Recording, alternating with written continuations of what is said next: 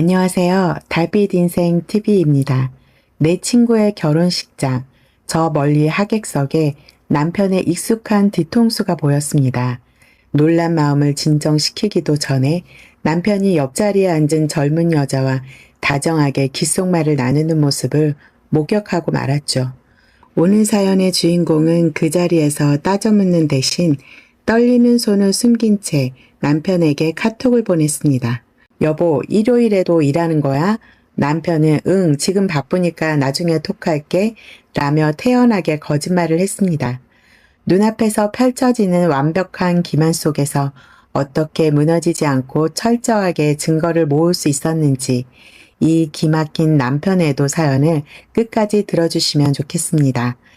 수많은 이야기 중에서도 단연코 가장 차갑고 통쾌한 반격이 될 이번 사연 지금 시작하겠습니다.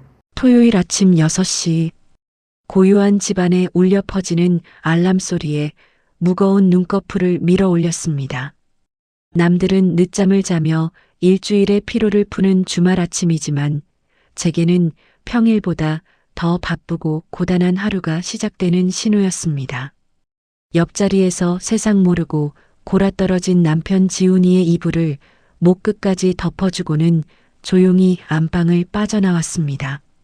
주방으로 가자마자 어젯밤에 미리 끓여둔 소고기 묵국을 데우고 남편이 좋아하는 계란말이를 두툼하게 말았습니다. 주말마다 지방 출장을 내려가는 남편을 위해 제가 할 수 있는 최소한의 내조였습니다.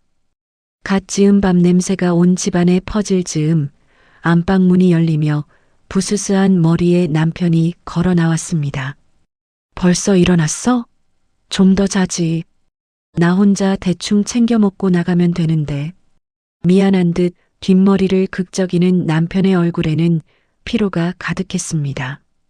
저는 식탁에 반찬을 내려놓으며 가볍게 웃어 보였습니다. 대충 먹고 내려가면 그 먼 길 운전은 무슨 힘으로 하려고. 얼른 씻고 와서 밥 먹어. 남편이 욕실로 들어간 사이 저는 작은 방에서 자고 있던 7살 딸아이 지아를 깨웠습니다. 비몽사몽간에 눈을 뜬 지아는 아빠가 또 나갈 채비를 하는 것을 눈치채고는 입을 삐죽 내밀며 울상을 지었습니다. 아빠, 또 회사가? 나랑 이번 주말에는 놀이공원 가기로 했잖아. 아빠 미워. 식탁에 앉아 국물을 떠먹던 남편은 난처한 얼굴로 숟가락을 내려놓았습니다. 그리고는 지아를 무릎에 앉히고 다정하게 머리를 쓰다듬었습니다. 미안해, 우리 공주님. 아빠가 회사에서 아주 중요한 일을 맡아서 그래. 이번에 새로 들어가는 부산 현장 프로젝트만 무사히 끝나면 아빠가 우리 지아 데리고 놀이공원 꼭 갈게. 아빠가 우리 지아 장난감도 많이 사주고 맛있는 것도 많이 사주려고 주말에도 열심히 일하는 거야. 약속? 새끼손가락까지 걸며 딸을 달래는 남편을 보니 안쓰러운 마음이 덜컥 들었습니다. 요즘 남편은 회사 사업 확장 문제로 몇 달째 주말마다 부산으로 출장을 가고 있었습니다. 금요일 밤에 퇴근해 잠깐 얼굴을 보고 토요일 새벽같이 내려갔다가 일요일 밤늦게나 파김치가 되어 돌아오는 일정이 반복되었죠. 저는 서둘러 안방으로 들어가 남편의 보스턴백을 챙겼습니다. 여벌의 셔츠와 속옷, 양말을 반듯하게 접어넣고 혹시라도 틈틈이 챙겨 먹으라고 홍삼 스틱과 피로회복제 2병을 가방 한쪽에 밀어 넣었습니다. 어쩌겠어. 위에서 주말에도 까라면 까야지. 당신이 제일 고생이네. 미안해, 여보. 내가 진짜 이번 주말은 쉬면서 당신 독박 육아 좀 덜어주려고 했는데. 장모님은 이번 주말에 바쁘시지? 당신 혼자 애보게 해서 어떡해. 됐어. 내 걱정은 말고 운전이나 조심해서 다녀와. 밥 거르지 말고 챙겨 먹고 졸리면 꼭 휴게소 들러서 자고 가. 현관문을 나서는 남편의 등 뒤로 가방을 메어주며 저는 그저 묵묵히 웃어주었습니다. 독박 육아가 버겁고 주말마다 온전히 혼자 감당해야 하는 집안일이 숨막힐 때도 있었지만 남편의 뒷모습을 보면 불평을 늘어놓을 수가 없었습니다. 남편은 평소 월급을 꼬박꼬박 잘 가져다 주었고 지방 출장을 다녀올 때면 출장 수당이라며 봉투를 따로 챙겨 제 손에 쥐어주기도 했습니다. 그 돈으로 시어머니 용돈까지 넉넉히 챙겨드릴 수 있었으니 저는 남편이 우리 가족의 더 나은 미래를 위해 뼈 빠지게 희생하고 있다고만 굳게 믿었습니다. 남편이 떠나고 1시간쯤 지났을까 식은 국물에 밥을 말아 대충 아침을 때우고 거실에 어질러진 장난감을 치우고 있는데 핸드폰이 요란하게 울렸습니다. 발신자에는 어머니 세 글자가 떠 있었습니다. 저는 짧은 한숨을 한번 내쉬고는 서둘러 통화 버튼을 눌렀습니다. 네, 어머니. 나다. 지훈이는? 오늘 또 지방 내려갔냐? 네, 방금 짐 챙겨서 부산으로 출발했어요. 아이고, 내 새끼. 남들 다 쉬는 주말에 그 먼 길을 운전대 잡고 고생이네. 넌 어제 지훈이 저녁은 든든하게 먹여서 재운 거냐? 애가 아주 얼굴이 반쪽이 됐던데. 그럼요. 어제 퇴근길에 그 사람 좋아하는 갈비탕 특으로 포장해 와서 든든하게 먹였어요. 어머니의 목소리에는 언제나 아들을 향한 맹목적인 애정과 며느리인 저를 향한 은근한 검열이 섞여 있었습니다. 차로 20분 거리에 사시는 시어머니는 남편이 출장을 갈 때면 이렇게 귀신같이 전화를 걸어 아들의 안부를 묻곤 하셨죠. 저는 한 손으로는 장난감 블록을 쓸어 담으며 다른 한 손으로는 핸드폰을 귀와 어깨 사이에 끼운 채 어머니의 잔소리를 묵묵히 듣고 있었습니다. 그래, 내가 내조를 잘해야지. 요즘 인터넷이나 유튜브 보니까 아주 기가 막힌 며느리 사연 같은 거 참 험악한 거 많더라. 남편이 밖에서 뼈 빠지게 돈 벌어오면 집에서 딴짓이나 하고 애도 제대로 안 보는 것들이 수두룩하대. 너는 우리 지훈이 밥 잘 챙겨 먹이고 허튼 수작 부리지 말고 잘해라. 남편이 밖에서 고생하면 집에서라도 편해야지. 안 그러냐? 네, 어머니. 저도 주말에는 하루 종일 지하 챙기고 밀린 집안일 하느라 딴짓할 시간도 없어요. 걱정 마시고 어머니도 식사 잘 챙기세요. 통화를 끊고 나니 씁쓸한 기운이 밀려왔습니다. 언제나 아들 고생하는 것만 눈에 보이시는 어머니가 야속할 때가 한두 번이 아니었습니다. 주말마다 혼자 아이를 돌보는 제 고충은 안중에도 없고 그저 당신 아들 밥 못 얻어 먹을까봐 전전긍긍하시는 모습에 서운함이 턱 밑까지 차올랐죠. 하지만 남편이 중간에서 제게 잘해주니 시어머니의 뾰족한 말들도 그러려니 하고 넘겼습니다. 내 가정을 평온하게 지키고 우리 딸에게 번듯하고 듬직한 아빠를 곁에 두게 하려면 이 정도 시집살이는 둥글게 견뎌야 한다고 스스로를 다독였습니다. 오후가 되어 지하를 낮잠 재우고 밀린 빨래를 시작했습니다. 다용도실로 들어가 세탁 바구니를 엎어놓고 색깔별로 빨랫감을 분류하고 있었죠. 남편이 지난주 주말 출장에서 돌아와 벗어둔 바지와 셔츠도 섞여 있었습니다. 저는 세탁기에 넣기 전 습관처럼 바지 주머니를 뒤집으며 혹시 명함이나 동전, 휴지 조각이 들어있는지 확인했습니다. 그런데 오른쪽 바지 뒷주머니 깊숙한 곳에서 무언가 바스락거리는 촉감이 느껴졌습니다. 손가락을 넣어 꺼내보니 구깃구깃하게 뭉쳐진 얇은 종이 영수증이었습니다. 무심코 뭉쳐진 영수증을 펴서 내용을 확인한 저는 순간 미간을 찌푸렸습니다. 영수증에는 심야 영화관 2인 결제 내역이 선명하게 찍혀 있었습니다. 날짜를 확인해 보니 바로 지난주 토요일 밤 11시 30분이었습니다.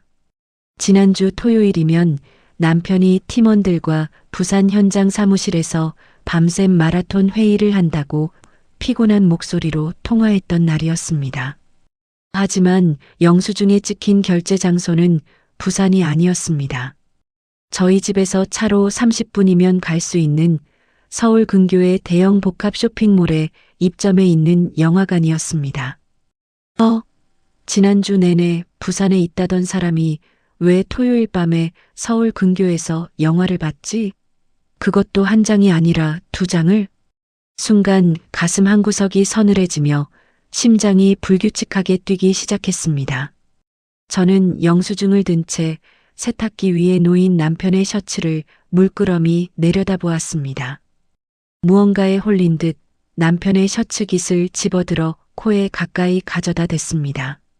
우리 집에서 쓰는 익숙한 섬유유연제 향기 사이로 아주 미세하지만 낯선 냄새가 섞여 있었습니다. 묘하게 달콤하면서도 파우더리한, 분명 남편이 평소에 뿌리는 묵직한 스킨 향과는 전혀 다른 여자 향수 냄새였습니다. 순간 머릿속이 하얘지며 온갖 상상들이 꼬리를 물기 시작했습니다. 하지만 저는 곧바로 고개를 세차게 저으며 영수증을 탁자 위에 내려놓았습니다. 에이, 설마. 토요일 밤에 잠깐 서류 때문에 일찍 올라왔다가 거래처 사람이나 팀 후배랑 시간 때우려고 영화를 봤겠지. 남자 둘이서 영화 보는 게 뭐 대수라고. 향수 냄새는 그냥 밀폐된 영화관에서 옆자리 여자한테 배웠거나 아니면 섬유유연제를 너무 많이 넣어서 냄새가 섞였을 거야. 내가 지금 무슨 상상을 하는 거야. 주말에도 못 쉬고 피곤하게 돈 벌어오는 사람을 이렇게 말도 안 되게 의심하면 안 되지. 저는 애써 불안감을 억누르며 영수증을 찢어 휴지통에 던져버렸습니다. 세탁기 전원 버튼을 누르고 윙윙 돌아가는 물소리를 들으며 억지로 마음을 다잡았습니다. 그동안 저와 아이를 위해 헌신해온 남편의 모습을 떠올리며 고작 쪼가리 종이 한 장에 흔들리는 제 자신이 예민하다고 자책하기도 했습니다.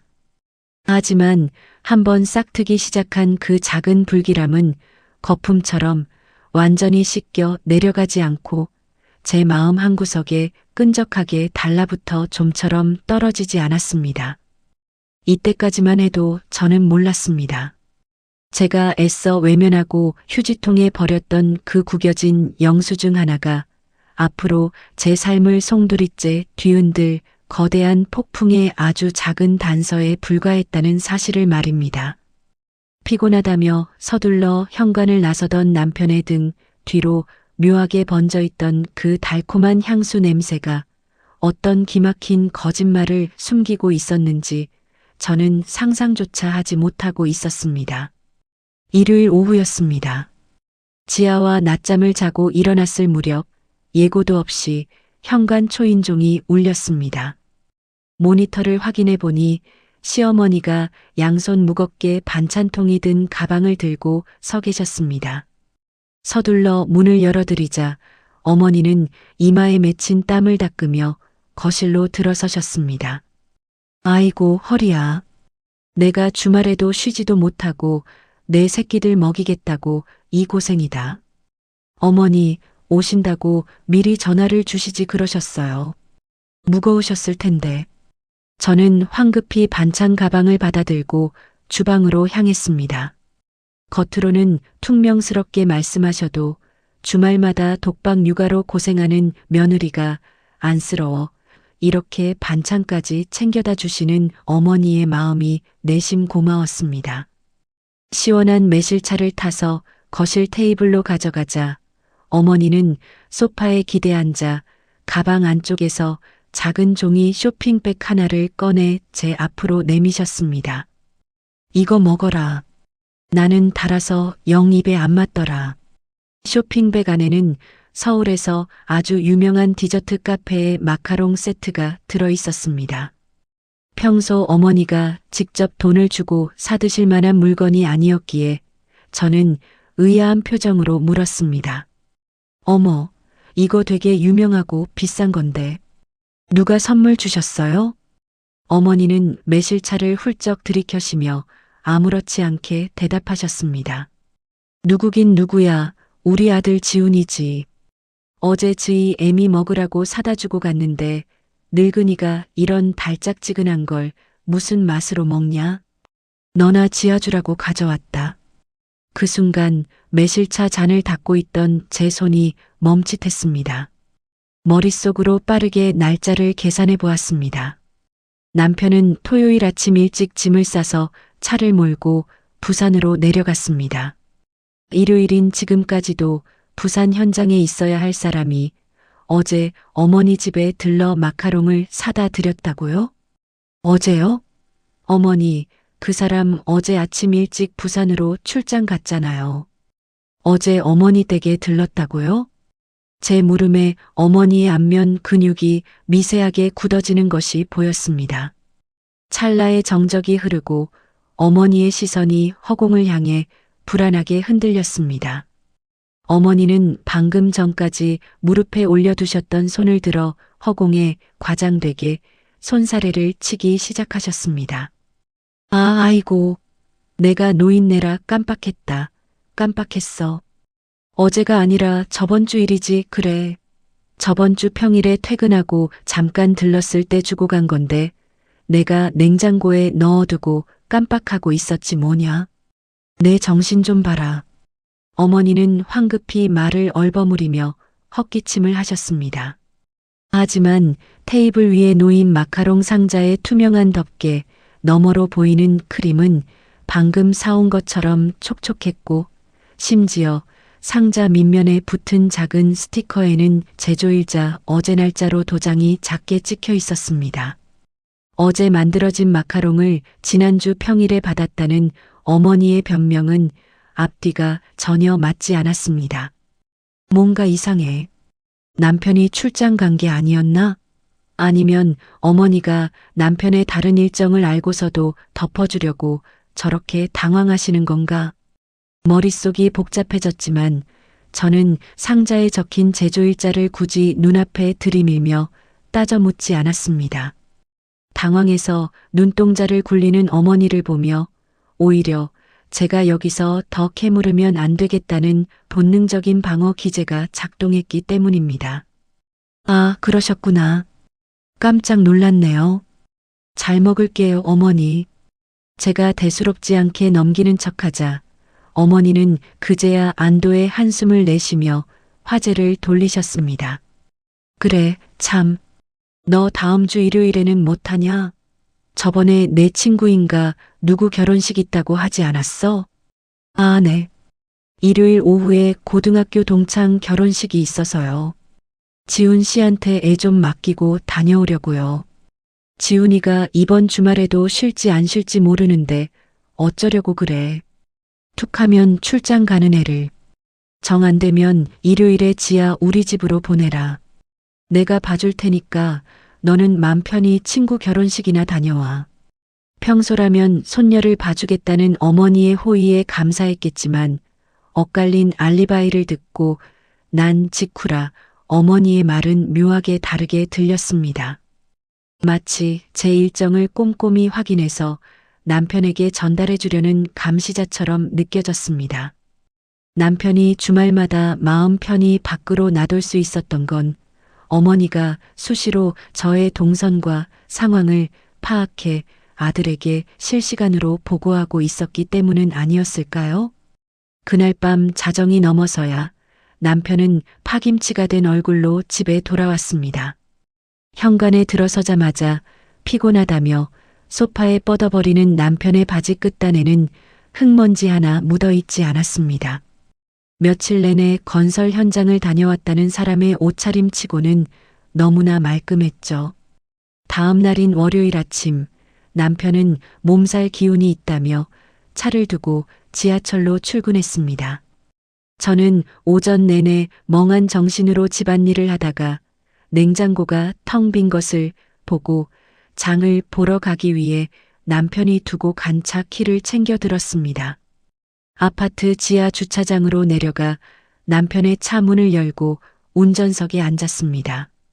시동을 걸고 후진 기어를 넣으려던 순간 무심코 고개를 돌린 저는 조수석 시트의 위치를 보고 행동을 멈출 수밖에 없었습니다.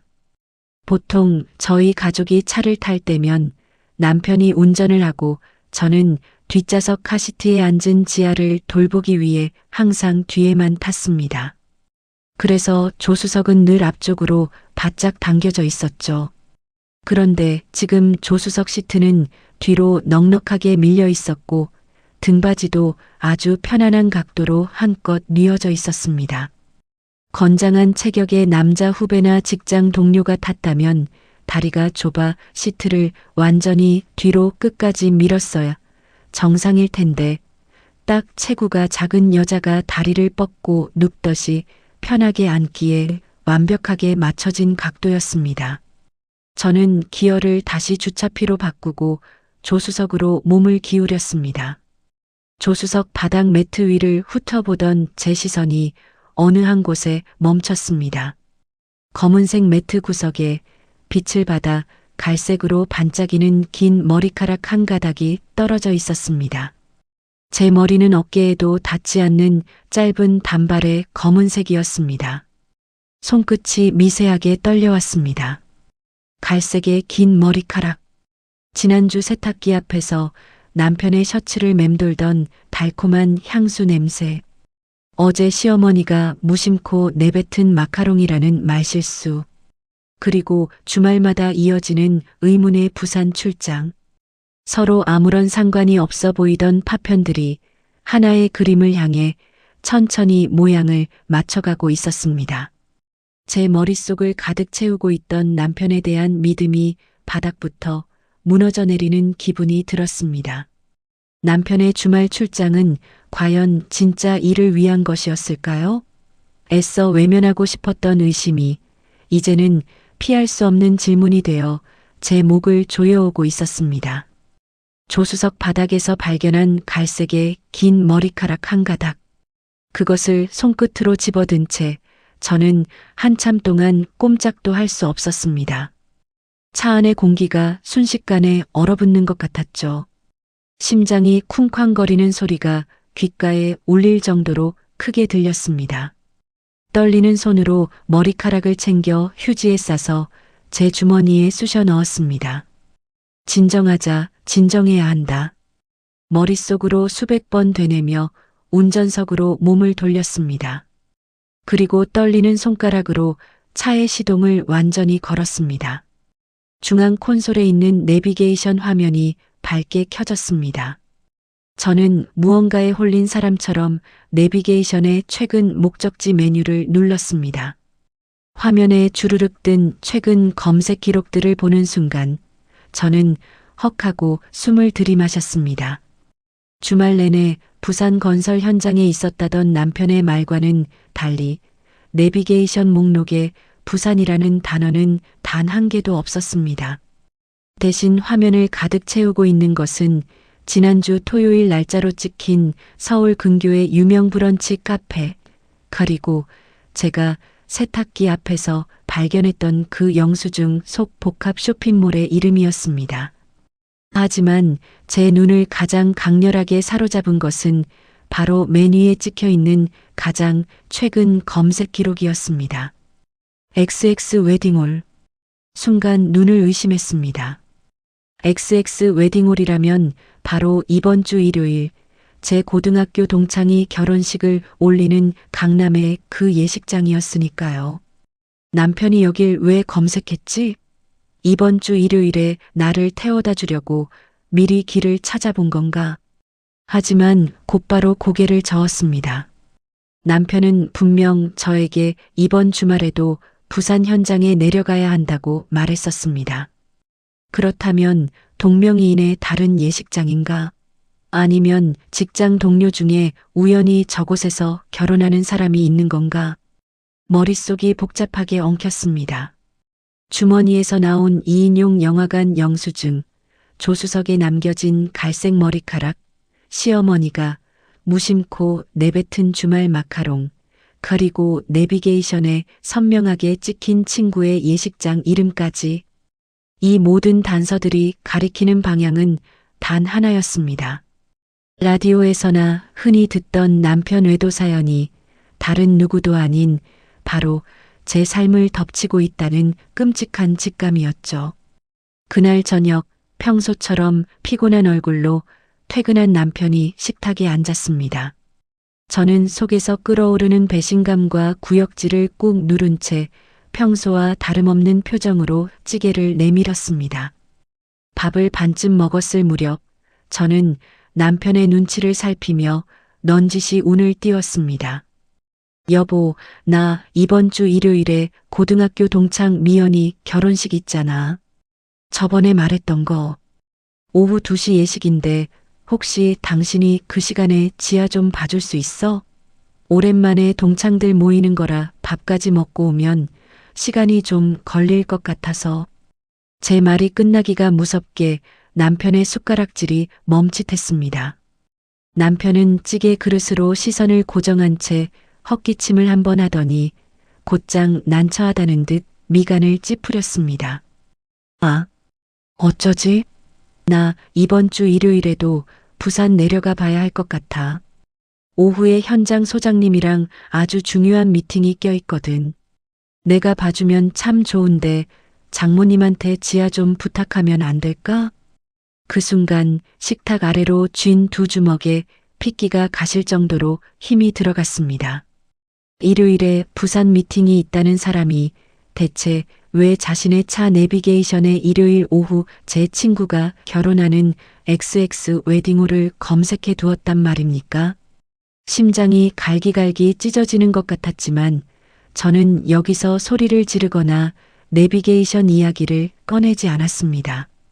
지금 여기서 어설프게 따져 물어봤자 남편은 직장 동료의 결혼식이라거나 길을 잘못 검색했다는 식으로 미꾸라지처럼 빠져나갈 것이 뻔했기 때문입니다. 완벽한 거짓말을 깨부수기 위해서는 섣부른 추궁보다 움직일 수 없는 진짜 증거가 필요했습니다. 그래, 어쩔 수 없지 뭐. 엄마한테 부탁해 볼게. 너무 무리하지 말고 다녀와. 저는 태연하게 고개를 끄덕였습니다. 남편은 그제야 안도한 듯 물을 벌컥벌컥 들이켰습니다. 그 안도하는 얼굴을 보며 며칠 전 시어머니가 제게 친구 결혼식 일정을 꼼꼼히 캐묻던 통화가 떠올랐습니다. 며느리가 몇 시에 어디로 얼마나 오래 집을 비우는지 확인해서 아들의 뒤를 봐주려 했던 그 치밀함에 치가 떨렸습니다. 저는 기필코 이번 일요일 그 예식장에서 모든 진실을 내 두 눈으로 확인하겠다고 독하게 다짐했습니다. 마침내 결전의 날인 일요일이 밝았습니다. 남편은 아침 일찍부터 서둘러 정장을 차려입더니 부산 현장 미팅에 가기 전 서울 거래처에 잠깐 들러야 한다는 되지도 않는 핑계를 대며 집을 나섰습니다. 현장에 간다는 사람이 평소 뿌리지도 않던 향수까지 살짝 뿌린 것을 모른 척 넘겨주며 저는 차갑게 식은 눈으로 그의 뒷모습을 배웅했습니다. 남편이 떠나고 1시간 뒤 저 역시 친정 엄마에게 지아를 맡기고 예식장으로 향했습니다. 남편은 또 주말에 출장 갔니? 어휴, 아주 독수 공방이 따로 없네. 얼른 다녀와라. 친정 엄마의 걱정 어린 말에 가슴이 미어졌지만 저는 억지로 웃어 보이고 돌아섰습니다. 오후 1시 반 화려한 샹들리에가 빛나는 XX 웨딩홀 로비에 도착했습니다. 축의금 접수대 앞은 수많은 하객들로 인산인해를 이루고 있었습니다. 저는 곧장 신부 대기실로 들어가 10년 지기 친구와 반갑게 인사를 나누고 사진을 찍었습니다. 겉으로는 활짝 웃으며 축하를 건넸지만 제 신경은 온통 등 뒤에 열린 문틈과 식장 로비로 쏠려 있었습니다. 정말 그 사람이 여기에 올까? 내비게이션 기록이 정말 그 사람의 목적지였을까? 예식 시작을 알리는 안내방송이 흘러나오자 하객들이 335 메인 홀 안으로 들어가기 시작했습니다. 저도 친구들과 함께 식장 안으로 발걸음을 옮겼습니다. 어두운 조명 아래 아름다운 꽃장식으로 꾸며진 버질로들을 기준으로 왼쪽은 신랑 측, 오른쪽은 신부 측 하객석이 나뉘어 있었습니다. 신부 측 빈자리를 찾아 조심스럽게 걸음을 옮기던 중이었습니다. 버질로드 건너편 신랑 측 하객들이 앉아있는 원형 테이블 쪽으로 무심코 시선을 던진 저는 그 자리에 돌처럼 굳어버리고 말았습니다. 수많은 사람들 사이로 너무나도 익숙한 넓은 어깨와 정장 차림이 보였습니다. 아침에 부산 출장을 간다며 나섰던 남편 지훈이었습니다. 그리고 남편의 바로 옆자리에는 갈색의 긴 머리를 늘어뜨린 젊고 화려한 여자가 남편의 팔짱을 꼭 낀 채 앉아 있었습니다. 두 사람은 남들의 시선은 아랑곳하지 않고 서로의 귓가에 얼굴을 바짝 댄 채 다정하게 웃고 있었습니다. 우연히 겹치고 겹치면 그것은 피할 수 없는 진실이 됩니다. 제 모든 의심이 눈앞에서 완벽한 현실로 뒤바뀌는 숨이 멎을 듯한 순간이었습니다. 아름다운 클래식 연주가 흐르는 웨딩홀 안. 화려한 샹들리에 조명 아래서 사람들은 저마다 웃고 떠들며 예식을 기다리고 있었습니다. 하지만 제 세상은 그 순간 차갑고 깊은 물속으로 가라앉은 것처럼 아무 소리도 들리지 않았습니다. 제 시선이 꽂힌 곳은 버질로드 건너편 신랑 측 하객들이 앉아있는 원형 테이블이었습니다. 깔끔하게 빗어넘긴 머리, 제가 아침에 직접 다려주었던 짙은 네이비색 정장, 의심할 여지 없는 제 남편 지훈이었습니다. 그리고 남편의 곁에는 어제 남편 차 조수석에서 보았던 머리카락의 주인인 듯 갈색의 긴 웨이브 머리를 한 젊은 여자가 바짝 붙어 앉아 있었습니다. 여자는 남편의 팔짱을 낀 채 귓가에 무언가를 속삭였고 남편은 그 말에 환하게 웃으며 여자의 뺨을 가볍게 쓰다듬었습니다. 아침에 분명히 부산 현장에 간다고 했잖아. 그런데 왜 내 친구 결혼식장에 저 여자랑 같이 있는 거지? 순간 머리를 세게 얻어맞은 듯 아찔했습니다. 상황은 명백했습니다. 저 여자는 신랑 측 직장 동료나 후배일 테고 남편은 저 여자의 남자친구 자격으로 이 결혼식에 동행한 것이 분명했습니다. 제가 일요일에 동창 결혼식에 간다고 했을 때 남편이 애써 시선을 피했던 이유도 내비게이션에 이 웨딩홀을 검색해 두었던 이유도 이제야 완벽하게 퍼즐이 맞춰졌습니다. 남편은 제가 이 넓은 서울 땅 수많은 예식장 중 하필 이곳 같은 식장에 올 것이라고는 상상조차 하지 못한 채 자신의 완벽한 이중 생활을 즐기고 있었던 겁니다. 피가 거꾸로 솟고 온몸이 사시나무 떨리듯 떨려왔습니다. 당장이라도 저 테이블로 달려가 식장이 떠나가라 소리를 지르고 저 뻔뻔한 두 인간의 머리채를 잡아 끌어내리고 싶었습니다. 식탁 위에 놓인 와인잔을 남편의 얼굴에 부어버리고 싶은 충동이 목구멍까지 차올랐습니다. 하지만 저는 꽉 쥔 주먹을 부들부들 떨며 근처에 있던 커다란 꽃기둥 뒤로 몸을 숨겼습니다. 지금 여기서 난동을 부리면 어떻게 될까? 제 오랜 친구 미연이의 일생일대에 단 한 번뿐인 결혼식은 아수라장이 될 것입니다.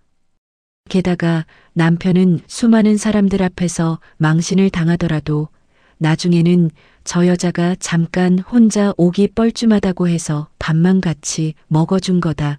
당신이 오해한 거다라며 미꾸라지처럼 빠져나갈 핑계를 만들어낼 위인이었습니다. 지금 저들에게 필요한 건 현장에서의 감정적인 화풀이가 아니었습니다. 변명조차 할 수 없도록 목줄을 꽉 쥘 완벽한 물증이 필요했습니다. 저는 심호흡을 크게 한번 하고 핸드폰을 꺼냈습니다. 카메라 앱을 켜고 동영상 촬영 버튼을 눌렀습니다. 렌즈를 줌으로 당기자 화면 가득 남편과 상간녀의 다정한 모습이 들어왔습니다. 상간녀가 남편의 어깨에 기대자 남편이 상간녀의 손에 깍지를 끼는 장면까지 고스란히 녹화되고 있었습니다. 두 사람의 스킨십 장면을 충분히 담은 뒤 저는 녹화 버튼을 눌러 영상을 저장했습니다. 곧바로 카카오톡 창을 열어 남편의 이름 위로 손가락을 올렸습니다. 손끝이 미세하게 떨렸지만 저는 한 글자 한 글자 또박또박 문자를 입력하고 전송 버튼을 눌렀습니다. 여보, 일요일에도 일하는 거야? 문자를 보낸 직후 저는 꽃기둥 사이로 남편을 지켜보았습니다. 테이블에 앉아있던 남편의 양복 주머니에서 짧은 진동이 울렸을 겁니다. 남편이 여자의 어깨를 감싸고 있던 손을 풀어 주머니에서 핸드폰을 꺼냈습니다. 화면을 확인한 남편의 미간이 살짝 찌푸려지는 것이 보였습니다. 죄책감이나 당황스러움 같은 건 전혀 찾아볼 수 없는 그저 귀찮은 방해물을 대하는 듯한 표정이었습니다. 남편은 상간녀가 누구야? 라고 묻는 듯 쳐다보자 입모양으로 회사 사람이라고 대수롭지 않게 중얼거리며 한 손으로 빠르게 타자를 쳤습니다. 그리고 1초 뒤, 제 핸드폰 위로 카카오톡 알림창이 떴습니다. 응, 지금 바쁘니까 나중에 톡할게. 알림창에 뜬 남편의 답장을 보는 순간 저는 그만 실소를 터뜨리고 말았습니다. 눈앞에서는 딴 여자와 깍지를 끼고 희희낙낙 웃고 있으면서 핸드폰으로는 바쁘다며 아내를 기만하는 그 뻔뻔함. 그 짧고 무성의한 텍스트 한 줄이 지난 몇 년간 남편을 믿고 주말마다 독박 육아를 견뎌온 제 삶을 철저하게 비웃고 있었습니다. 저는 그 즉시 남편의 답장이 떠 있는 카카오톡 화면을 캡처했습니다. 이어 다시 카메라 앱을 켜자 남편은 핸드폰을 엎어두고 상간녀의 볼을 살짝 꼬집으며 다정하게 웃고 있었습니다. 처음 촬영한 스킨십 영상과 같은 시간에 도착한 거짓 답장, 그리고 답장을 보낸 직후 다시 상간녀에게 다정하게 구는 두 번째 영상까지 단 3분 만에 서로 맞물리는 증거들이 제 손안에 들어왔습니다. 신랑 신부 입장. 장내 아나운서의 목소리와 함께 웨딩 마치가 울려 퍼졌습니다. 하객들의 우레와 같은 박수 소리가 쏟아졌고 남편과 상간녀 역시 자리에서 일어나 미소를 지으며 박수를 쳤습니다. 저는 그 화기애애한 뒷모습을 마지막으로 한 번 더 눈에 담은 뒤 녹화 버튼을 종료했습니다. 더 이상 이 식장에 머무를 이유가 없었습니다. 제 안에서 남편이라는 존재에 대한 일말의 미련이나 슬픔은 이미 차갑게 증발해버린 지 오래였습니다. 남은 것은 오직 이 기막힌 사기극을 기획한 남편과 그 뒤에서 알리바이를 조작하며 저를 며느리라는 이름으로 부려먹은 시어머니를 어떻게 가장 고통스럽고 현실적인 방법으로 박살낼 것인가 하는 차가운 분노뿐이었습니다. 핸드폰을 코트 주머니에 깊숙이 찔러 넣고 저는 꽃기둥을 빠져나와 조용히 웨딩홀 로비를 향해 걸음을 옮겼습니다. 제 등 뒤로 쏟아지는 축복의 박수 소리를 들으며 저는 입술을 깨물고 다짐했습니다. 집으로 돌아가면 그동안 저들이 제게 주었던 기만과 모멸감을 수천 배의 위자료와 피 말리는 현실로 전부 되돌려주겠다고 말입니다. 이제 짐을 싸야 할 사람은 제가 아니라 저 인간들이었습니다. 결혼식장에서 돌아온 저는 곧바로 컴퓨터 앞에 앉아 그동안 모아둔 단서들을 하나둘 정리하기 시작했습니다. 월요일 아침이 밝자마자 아이를 유치원에 보내고 변호사 사무실부터 찾았습니다.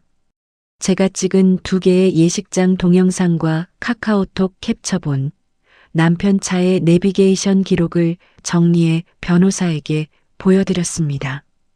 변호사는 이 자료들이 남편의 부정행위를 뒷받침할 중요한 정황이라며 소송에 필요한 서류와 앞으로 보관해야 할 자료를 안내해 주었습니다.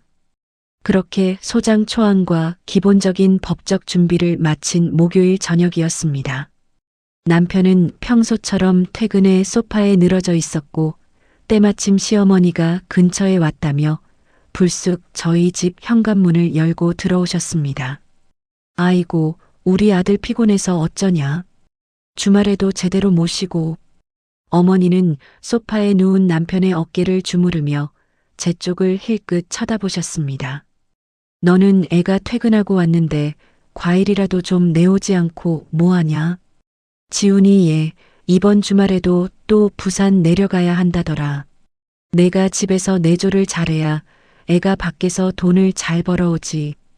평소 같았으면 내 어머니하고 주방으로 향했을 저였습니다.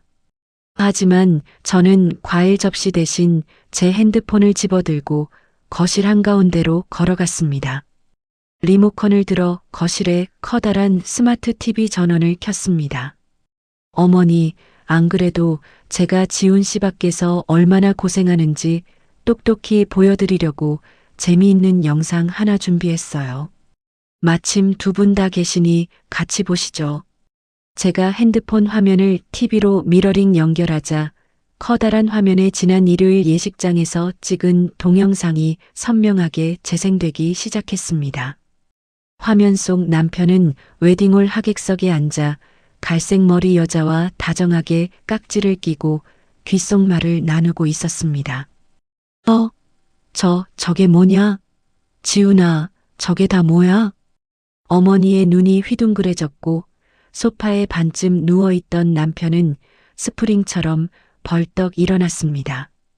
남편의 얼굴에서 순식간에 핏기가 가시며 하얗게 질리는 것이 보였습니다. 영상 속 남편이 주머니에서 핸드폰을 꺼내 무언가를 치는 순간 저는 미리 준비해 둔 카카오톡 화면 캡처본을 동영상 바로 옆으로 띄웠습니다. 여보, 일요일에도 일하는 거야? 응. 지금 바쁘니까 나중에 톡할게. 거실에는 묘한 정적이 흘렀습니다. 저는 리모컨을 내려놓으며 차가운 목소리로 정막을 깼습니다. 어머니, 아들내미 내조는 이 어린 여자가 아주 잘하고 있던데요? 주말마다 부산 간다던 아드님, 서울 바닥에서 이 여자랑 밥 먹고 영화 보고 아주 바쁘셨네요. 어머니가 지난주에 맛있다며 자랑하시던 그 비싼 마카롱도 이 여자가 사다 바친 모양이죠? 며느리 속이고 아들 바람 가려주시느라 참 고생 많으셨어요. 제 입에서 마카롱이라는 단어가 나오자 어머니의 입술이 파르르 떨렸습니다. 남편은 사색이 되어 제 앞으로 다가와 무릎을 털썩 꿇었습니다. 여보, 그게 아니라 이건 오해야. 직장 후배인데 그냥 결혼식 혼자 가기 뻘쭘하다고 해서 밥만 같이 먹어준 거야. 진짜야. 오해? 직장 후배랑 손에 깍지 끼고 귓속말하고 부인한테는 나중에 톡한다고 거짓말하는 게 오해야? 내 친구 결혼식장까지 기어들어와서 그 더러운 짓거리를 해놓고 말이 나와? 제가 서늘하게 쏘아붙이자 당황해 말을 잇지 못하던 어머니가 돌연 태세를 전환하며 남편의 앞을 가로막았습니다. 남자가 사회생활 하다 보면 밖에서 한눈 좀 팔 수도 있는 거지. 내가 오죽집을 숨막히게 했으면 애가 밖으로 돌았겠냐. 어디서 어른 앞에서 눈을 똑바로 뜨고 동영상을 틀어. 뻔뻔함의 극치를 달리는 시어머니의 말에 저는 오히려 헛웃음이 났습니다. 분노조차 아까웠습니다. 저는 미리 가방에 챙겨두었던 두툼한 서류 봉투를 꺼내 테이블 위로 던졌습니다. 그럼 그 숨막히는 집구석 당장 치워드릴게요. 이미 변호사 선임했고 이혼 소송과 저상간녀에 대한 손해배상 청구도 진행하기로 했어요. 필요한 자료와 서류도 전부 넘겼고요. 그리고 어머니, 제가 매달 어머니 생활비 쓰시라고 드렸던 제 명의 신용카드 방금 정지시켰습니다. 앞으로 아들내미 돈으로 살든 저 어린 여자한테 마카롱을 얻어먹든 두 분이 알아서 하세요. 신용카드를 정지했다는 말에 어머니의 얼굴은 경악으로 물들었습니다. 남편의 월급만으로는 본인의 품위 유지비를 감당할 수 없다는 걸 누구보다 잘 아는 분이었으니까요. 여보, 제발 한 번만 봐줘. 내가 다 정리할게. 지아를 생각해서라도 한 번만 기회를 줘. 남편이 제 바짓가랑이를 붙잡고 매달렸지만 저는 차갑게 그 손을 뿌리쳤습니다. 내 딸 그 더러운 입 올리지 마. 당분간 이 집에서 나가 있어. 앞으로 할 말이 있으면 변호사를 통해서 하고 이 영상도 법적 절차에만 쓸 거야. 그날 이후 저는 뒤도 돌아보지 않고 법적 절차를 밀어붙였습니다. 남편은 처음에는 직장 후배일 뿐이라고 잡아댔지만 예식장 영상과 카카오톡 기록, 주말마다 반복했던 거짓말의 정황이 이어지자 더는 같은 변명만으로 버티지 못했습니다. 상간녀에게도 소장이 전달됐고 두 사람은 각자 자신들의 행동에 대한 법적 책임을 져야 했습니다. 소송과 조정에는 적지 않은 시간이 걸렸습니다. 혼인 기간 동안 형성한 재산은 서로의 기여도에 따라 정리됐고 남편의 부정행위에 대한 위자료와 지아의 양육비도 정해졌습니다. 남편은 결국 집을 나가 작은 원룸을 구했고 어머니에게 드리던 제 카드와 생활비도 완전히 끊었습니다. 어머니가 예전처럼 제게 아들 뒷바라지와 생활비를 요구할 수 있는 관계는 그날로 끝났습니다. 사람들이 흔히 말하는 사이다 사연처럼 제 삶에 극적인 마법이 일어난 것은 아닙니다. 한때나마 믿었던 사람에게 배신당한 상처는 제법 쓰라린 이혼 사연으로 남았죠. 하지만 저는 잃어버렸던 제 삶의 주도권을 되찾았습니다. 거짓말로 점철된 그 답답한 결혼 생활에서 벗어나 이제는 주말마다 온전히 저와 지아만을 위한 시간을 보냅니다. 주말 출장 핑계를 대던 남편의 눈치를 볼 일도 시어머니의 부당한 간섭을 견딜 일도 없이 평온한 거실에서 딸아이와 웃으며 저녁을 먹는 지금이 저는 참 좋습니다. 시간이 꽤 흐른 지금 저는 프리랜서 일에 더 집중하며 아이와 함께 단단하고 행복한 일상을 꾸려가고 있습니다. 가끔 세탁기를 돌릴 때면 구겨진 영수증 한 장이 제 인생을 이렇게 바꿔놓았다는 사실에 실소를 터뜨리곤 하죠. 만약 제가 남편의 거짓말을 눈감아 주었거나 제 예민함을 탓하며 스스로를 합리화했다면 어땠을까요? 아마 저는 아직도 시어머니의 감시 아래서 독박 육아를 하며 바보처럼 살고 있었을 겁니다. 인생에서 우연히 발견한 작은 단서들은 때로는 나 자신을 구하기 위해 본능이 보내는 마지막 구조 신호일지도 모릅니다. 지금 이 시간에도 누군가의 거짓말 때문에 소가리를 하거나 가정을 지킨다는 명분으로 억지로 참아내고 계신 분들이 있다면 이 말씀을 꼭 전하고 싶습니다. 여러분의 직감을 믿으세요. 그리고 어떤 상황에서도 여러분 자신의 삶과 존엄을 가장 먼저 지켜내시길 바랍니다. 당장의 파도가 무섭다고 거짓된 배에 계속 남아있을 필요는 없습니다. 그 배에서 내리고 나면 생각보다 훨씬 더 고요하고 단단한 땅이 여러분을 기다리고 있을 테니까요. 오늘 제 긴 사연 끝까지 들어주셔서 감사합니다. 비슷한 아픔을 겪으셨거나 새로운 출발을 응원해 주실 구독자 여러분, 댓글로 많은 공감과 이야기 남겨주시면 큰 힘이 될 것 같습니다. 늘 건강하시고 여러분의 일상에도 언제나 평온한 햇살이 가득하기를 바라겠습니다.